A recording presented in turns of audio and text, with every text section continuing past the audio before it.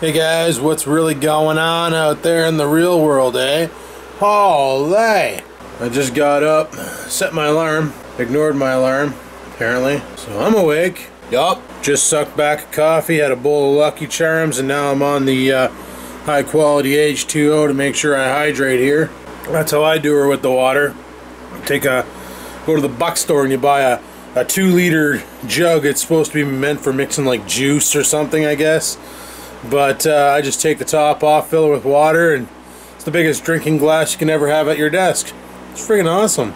So apparently today I should get some words from my buddy about that job at the vape store. Pays a little more than what I'm getting now, and you know, at least I'll be doing something that I like, and that's selling vape gear. It'll be kind of different than what I'm used to, which is, you know, computer diagnostics and repair, or talking on the phone, but maybe a change is needed. I think one is. It's like trying to work for a place that doesn't work, and a lot of us have jobs like this, where you bring up something to management, and they just look at you like deers in the headlights, all like, durr, and they just don't care. But then when performance starts taking a hit, and you had the solution all along, and you're like, I told you this was going to happen, and I told you how to correct this in advance. Why didn't you listen? And then they give you disciplinary action. They ain't fucking right. And I know me leaving my current job isn't going to hurt them in one way, bit, or form.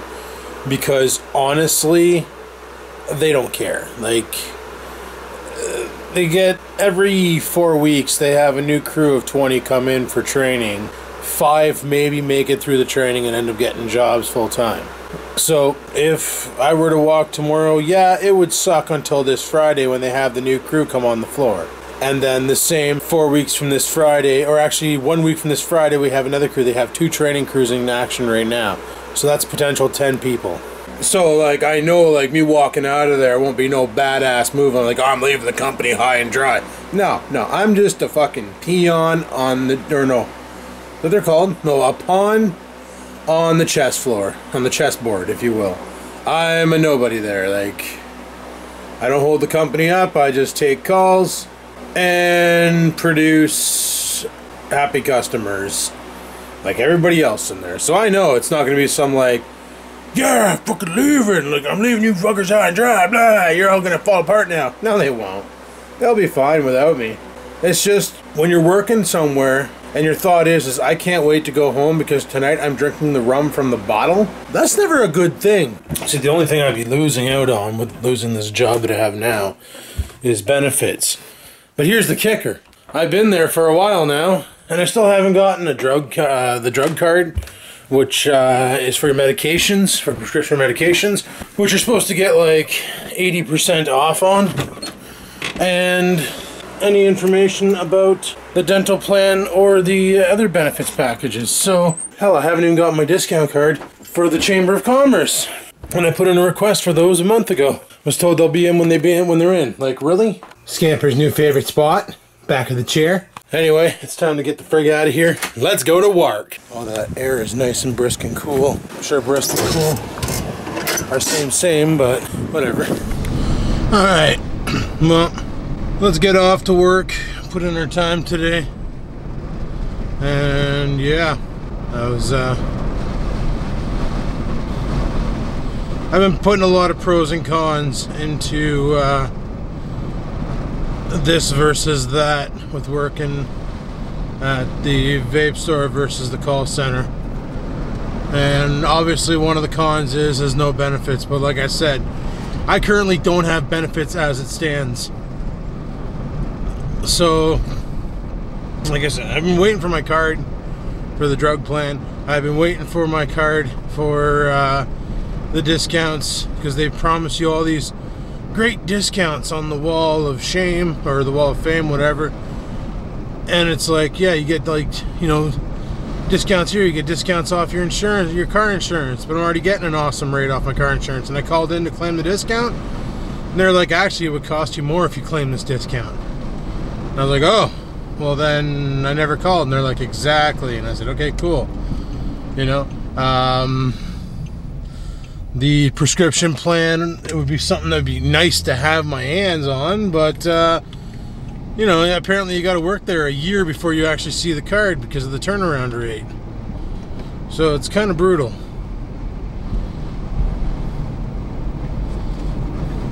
And, you know, what's more important, benefits or your sanity? Like, honestly, I am fucking losing what little is left of my mind. So I don't know, it's like I've done this kind of work for a long time at Onterra. Well, but it was a lot funner there because I'm not saying we had free reign, but we sort of did have free reign. Like, as long as you fix the customer's shit, you're good to go, and you could basically do what you had to do to get the job did. You could be personal with the customer, or you could not be personal. You could basically, when the phone rang, you took that call, and as long as the end results was you fixed their internet problem or you got their computer back up and running, there was zero fucks to give. There was no, like, structure that you had to go through. Like, there was procedures, mind you, don't get me wrong, there's always a procedure. Like, generating a system ticket for diagnostics, there is a procedure to doing that you have to follow. There is a procedure when you call Bell, Eastlink, Cogeco, whatever it may be, to get a trouble ticket started on their end for third-party support. There's always a procedure involved. However, when dealing with the customer, you just deal with the customer with your own skills. You solve problems. Like, at this job here, it's like I could solve an issue in 10 seconds, but I gotta do it in 4 minutes because I have to go through the entire procedure and do it the way it says in the book. Otherwise, I'm graded poorly, you know? And I lose money, and I get disciplined. I solved the problem, I made the customer super freaking happy, but because I went my own route and did the job the same way, just more efficiently, I'm being penalized for it, and that's not right. And it was like that when I was on the other program too. Like, if I didn't follow process to a T, which 90% of things, like taking a credit card payment, that should be like a fucking 1 minute thing. You call in, hey, I want to make a payment to my bill. Okay, let me just validate your account real quick. Are you this person? Yeah, okay. Is this your phone number? Yeah, fucking right on. Do you have your credit card handy? Yes, you do. How much you want to pay today? This much. 1 second. Boom, it's done, you know? Fucking bang it out. 2 minute call at the most. But they have you doing all this, like, you should really check online and maybe pay it through your account online and blah, blah, blah. Trying to take myself out of a job, so use the internet, please. And it was kind of brutal, like, and the one time I got in shit for not following the process to a T, so I did with a customer. I fucking went through the entire process, and it was a 6 minute call that turned out to be a manager escalation because they felt like I was forcing them to go do something that they really didn't want to do. All they wanted to do was pay their bill. They didn't want to go to the website and pay their credit card online. They don't trust that service. But the process had me ask them 17 fucking times to go on the internet and pay it online, and then ask them why they're not liking online services, and then reassure them that it's safe, and then ask them again. And at that point there, the customer was like, listen, I just called in to make a credit card payment, for fuck's sakes. Like, take my credit card or piss off. So then I was like, well, listen, just to let you know, we do offer those. He's like, you know what, that's it. I want to speak to your manager. And I said, oh, well, okay. So then sure enough, I told my manager, I said, listen, this guy wants to escalate. And he's like, why? And I said, because I followed process. Because I asked him the 72 times the process asked me to go to the website, to fucking do this. And they lost their cool. And now they want to speak to you. Because they feel like I was being pushy when I was just following standard procedures. So he's like, well, you got to de-escalate. I'm like, no, I don't. I did my job. I followed procedures, and the customer was so irritated with it that now it's your problem. So you need to, like, tune up your procedures because they're dicked. Well, yeah. And then, like, this morning I got a text from Mom saying, oh, well, you know what, you're not going to be able to pay your bills working at the vape shop. And it's pretty sad because, like I said, the vape shop, it's actually paying me $1.50 an hour more, and I'm getting more hours. But it's going to be more hours of slinging electronic cigarettes and listening to music on the radio, and it's not going to be that bad. I think it's going to be a great time. I'm actually anxious for it. Will I be able to vlog in there? Oh, chances are no. Chances are no. I'll have to talk to Mike about that. But if it is no, it's just no. We're not vlogging now. So, well, we're vlogging now, but I mean, we don't vlog once I get to work. It's always after work, so that's not a big deal. I just need something that I feel like I'm helping out right now. I go into work, I get out of there, and it literally feels like my brain is congested. And starting October 2nd, they're making us work like 10-hour work days. Bullshit.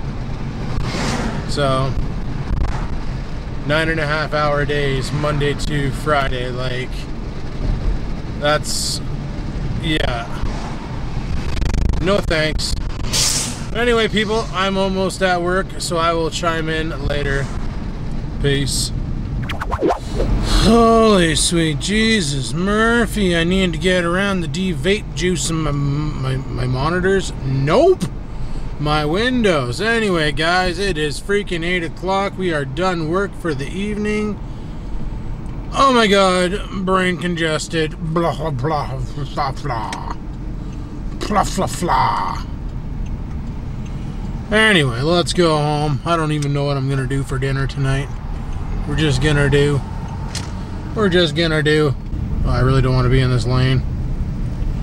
I really don't like being in this lane. I feel really awkward being in this lane. I think this truck is gonna race me off the line.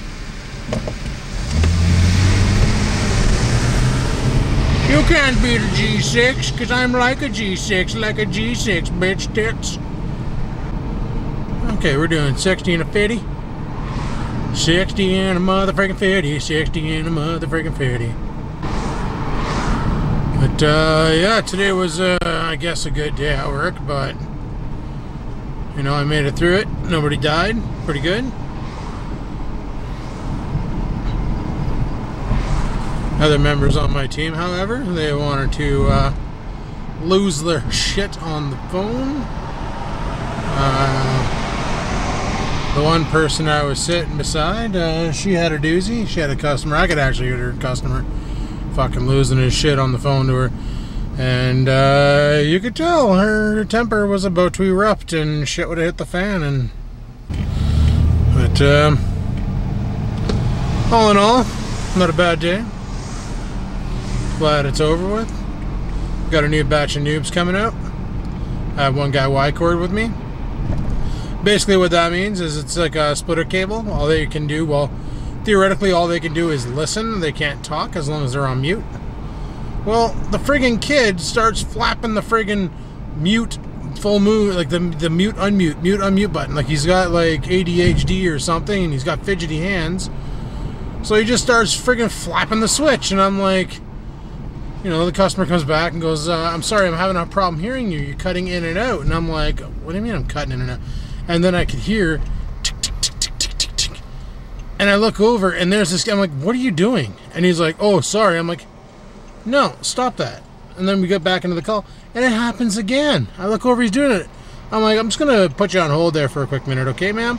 Put her on hold. I unplugged the guy and it said, go. And he's like, what? I'm like, you're not Y-cabling with me. Go. Well, but I was told to, I don't care what you're told. Go. Like, get away from me. Fuck off. I don't want a Y cable with you. Captain Fidget Pants. I can't deal with that shit. Like, so sure enough, later on, one of the team leads comes over and is like, Adam, you know, you're supposed to be Y cabling with the individuals. You know, you had the opportunity to Y cable and you should be giving other people the opportunity to Y cable. And I'm like, I don't need to give people shit. She kind of looks at me. I'm like, I don't want a Y cable with somebody I don't have to. I said I signed an agreement stating that I come in here, get trained to do calls, and then bang out calls. And that's what I'm doing. If you want to train people on how to Y cable, jump on the phone, have them hook up to you and show them how it's done. Or find someone else. I said I don't have to, nowhere in my contract, and by all means you can go get my service level agreement and you can show me in there where it says I am mandatory to go on a Y cable with another individual. If you can show me where I signed on the dotted line stating this, by all means, hook a brother up. Until then, I don't want a Y cable. No thanks. I don't have the quality to soak in order to, like right now, my friggin' quality is pretty god awful. Because I have this problem, right? Like, in the program I'm part of, you're not allowed to stray off script. You're basically told, this is how the job is done. Follow this to a T. Don't do any extra. Because if you do, you're going to be... it's going to go against your quality. Which is pretty bad for me. Because sometimes I want to go above and beyond the call of duty and assist. And yes, I did just say duty. And that's actually hurting me in this program. In the other program, it was actually beneficial. I was getting tons of bonuses. Like air miles cards and all sorts of shit. And gift cards for the mall and pizzas. And why do I smell burning oil? What the fuck is that smell? Is that coming from my car? Oh, whatever. So yeah, like before I was getting all these awesome things for going above and beyond the call of duty. Now it's like I do that and I'm being told that I'm not being helpful to the customer. So yeah, I really don't see myself surviving in this program unless I completely reboot my mind and change the way I do the job and just become a mindless zombie who reads scripts all day. And that's gonna be fucking impossible to do. So we're gonna investigate this job with the e-cig shop and get some more deets on it. I've been in communications with my buddy all day, and I'm liking what I'm hearing. It pays more than what I'm getting now, especially because I wasn't supposed to get a pay cut, but I'm pretty sure I got a pay cut because ever since I switched to this new program, my paychecks have been a hell of a lot smaller, and I'm not too impressed by that. So here's hoping that everything works out tomorrow.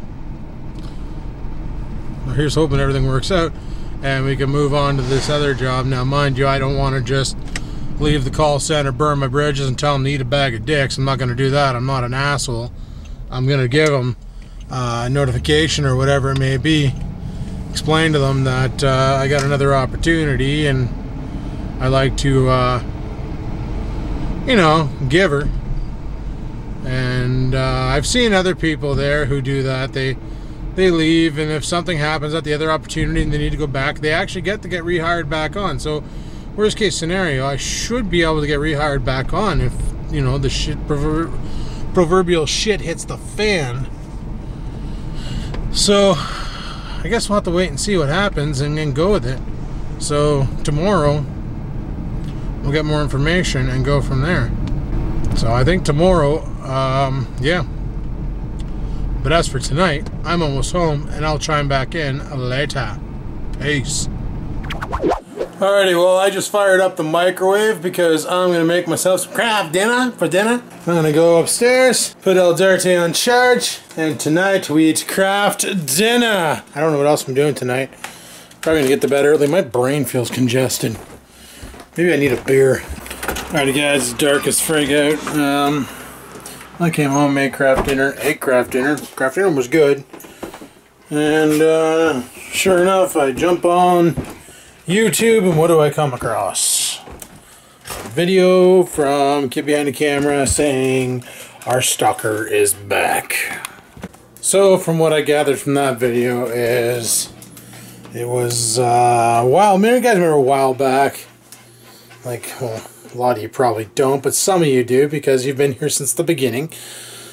Dylan is for the win. Basically, he came to North Bay to visit me this one time. We hung out. I embarrassed him. Good times. Well, a while back, he dropped a video because he was mad at Angry Grandpa and Michael. Well, because of this frustration and anger, this caused a big problem to happen on his end, where basically he got a whole bunch of death threats and such. Well, recently he dropped another video basically explaining why he did what he did. And it took a bit, but 88 actually found the video on YouTube. I was watching Kid Behind the Camera's video, and he found the original one from Dylan. Now, sure enough, I go and check my channel, and it's all starting back up. You know, Grandpa's Army, these 14-year-old kids, whatever, coming at me all hard saying, we know you know where Dylan is, fess up or we're gonna dox you. Like, they're threatening to do illegal shit, and it's like, are you fucking for real? Forward message to YouTube. Forward message to YouTube. Let's see how many of these guys we can get shut down, right? So, basically, he drops this video explaining why he quit, or why he made the last video, because he didn't have a chance to explain himself, but whatever. I checked my comments after seeing that video going, oh shit, this is going to blow up again, because I still have that video live of, 5 years ago when Dylan came and visited. So I figured, fuck, it's going to blow up again. Sure enough, I got PMs from people like, tell me where he lives, or you're going to get doxxed, you're going to get swatted, you're going to get blah, you're going to get blah. I no offense to anybody who's 12-year-old and watching this, but when you're 12-year-old and you're acting like you're like a warrior, stop. Just stop. Don't get yourself into trouble. It's not worth it. Like, I'm sure if they actually talked, and what I mean is if Dylan and Michael talked it out, they might be able to resolve this shit. Who knows? I don't know. You guys, as the audience, don't need to get involved. Getting involved is not going to get you a shout out. Getting involved is not going to get you any special prize. Getting involved just means one more person causing ripples and making one other person's case really durable. So basically what I'm trying to say is just stay out of this fight. I'm sure Michael knows what he's doing, and like, let him fight his own battles. You guys don't need to get involved.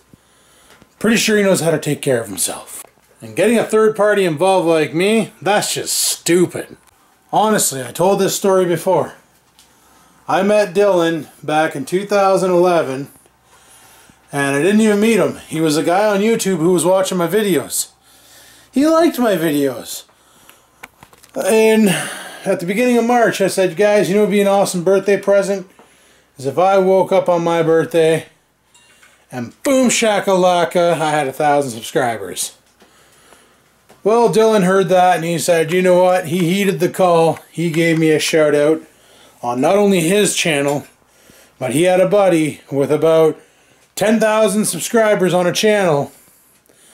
He shouted me out on there too.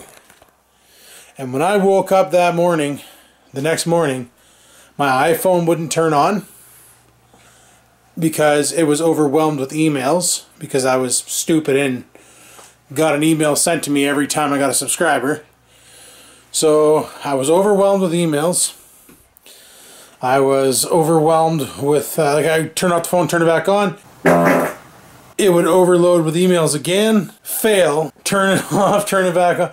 And it kept doing that. I had to go on Gmail and wipe them out and then go into YouTube and turn that feature off because I couldn't keep up. My phone just wouldn't. So it was pretty crazy at the time. It was pretty brutal. I couldn't believe it happened, and it did.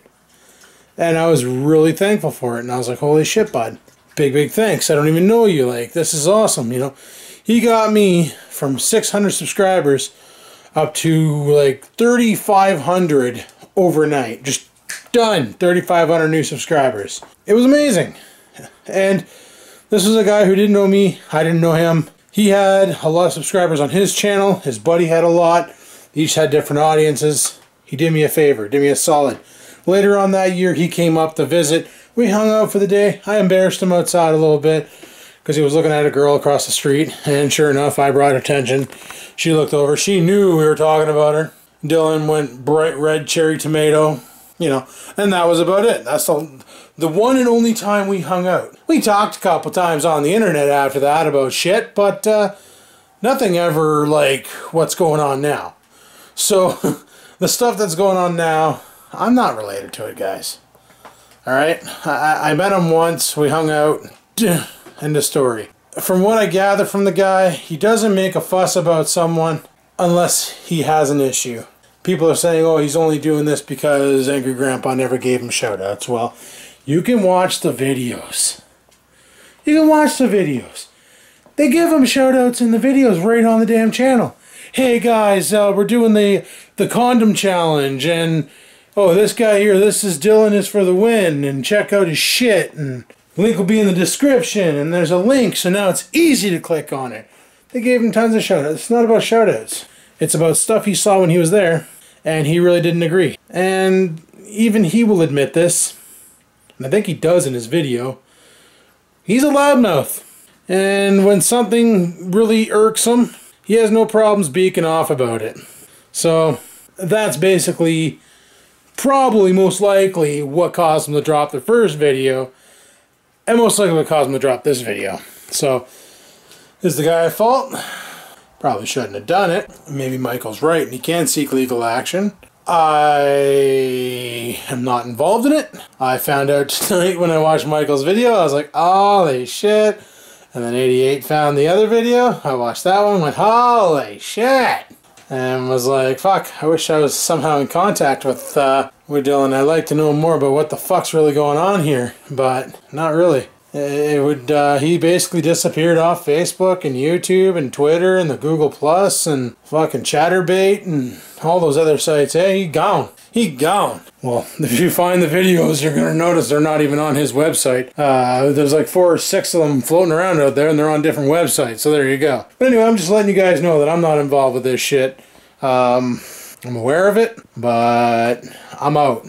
Not me. So I already dropped the video explaining this a while ago when it happened the first time. Dropping another video now. But anyway, people, I'm shutting her down here. I'm going to bed. So if you like today's video, click that like button. Any questions, comments, concerns, write them down below. And until next time, people, keep on vlogging.